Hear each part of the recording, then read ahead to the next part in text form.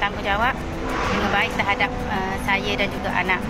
Sehingga sekarang juga tetap memberikan nafkah untuk saya dan juga anak.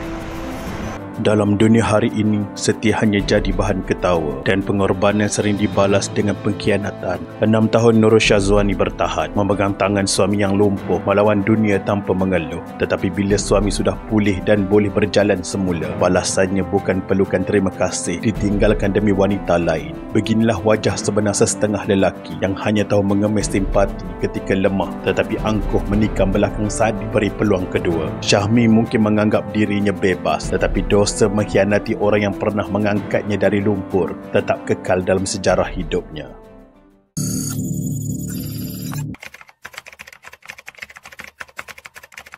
Saya juga telah mengetahui berkenaan perkahwinan sejak bulan 7 dan kami sama-sama bersetuju untuk berpisah secara baik.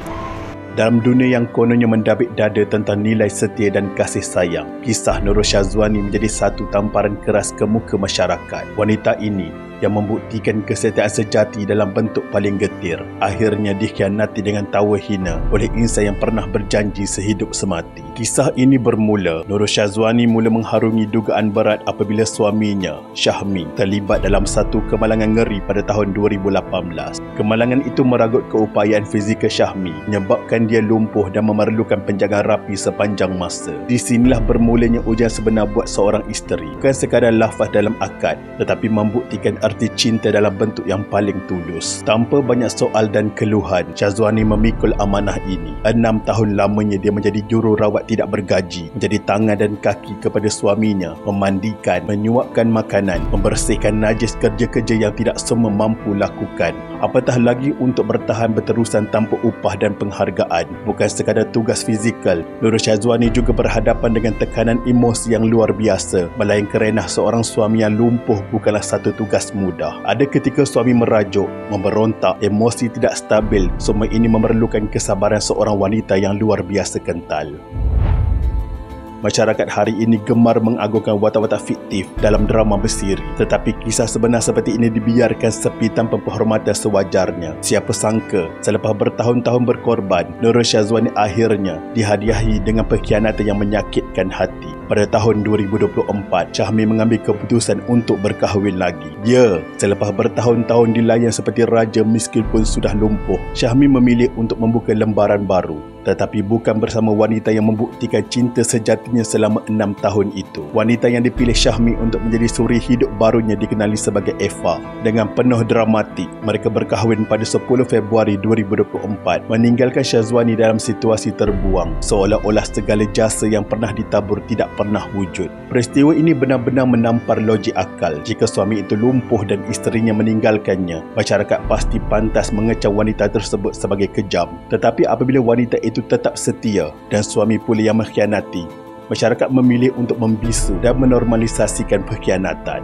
Tarikh penting mencatatkan bahawa pada penghujung tahun 2023, mula timbul ura-ura bahawa Syahmi sudah mula berkenalan dengan Eva dan pada 10 Februari 2024, perkahwinan itu dimeterai. Tidak sampai setahun selepas bibit perkenalan, pengkhianatan itu dimuktamadkan dalam bentuk akad nikah kedua.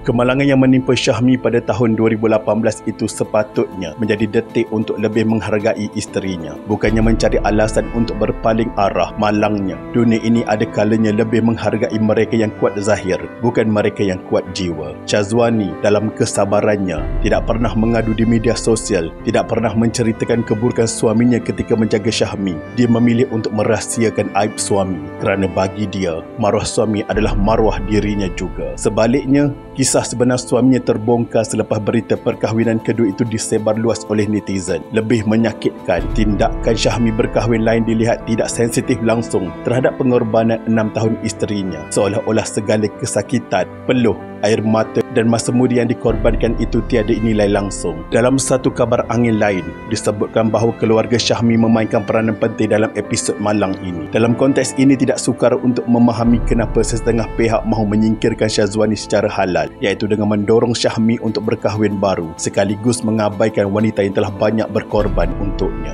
Lebih memilukan, Nurul Syazwani pernah berkongsi bahawa dia bekerja sambil menjaga suami hanya untuk memastikan kehidupan mereka berdua tetap berjalan. Dia bukan sahaja isteri, malah menjadi tulang belakang keuangan rumah tangga. Apakah bentuk balasan yang patut diterima oleh seorang wanita yang berkorban sedemikian rupa di dunia penuh manusia berakal ini? Kita berharap balasannya adalah penghargaan dan kasih sayang berlipat kali ganda. Tetapi apa yang diterima Syazwani jauh sekali daripada itu. Syazwani pernah menyatakan bahawa dia rela memikul beban berat itu kerana dipercaya pada janji pernikahan susah senang bersama. Kisah ini membuka pekung sebenar sebahagian masyarakat kita yang sering mengagungkan kesetiaan di mulut tetapi gagal menghargainya apabila benar-benar berhadapan dengan ujian. Ada pihak yang cuba mempertahankan tindakan Syahmi dengan alasan poligami itu dibenarkan agama. Tetapi hujah sebegini adalah hujah malas kerana agama Islam sendiri mengajar keadilan, belas kasihan dan menghormati jasa orang lain. Poligami bukan alasan untuk mengkhianati. Ia datang dengan tanggungjawab berat, keadilan zahir dan batin, termasuk menghormati pengorbanan pasangan sedia ada.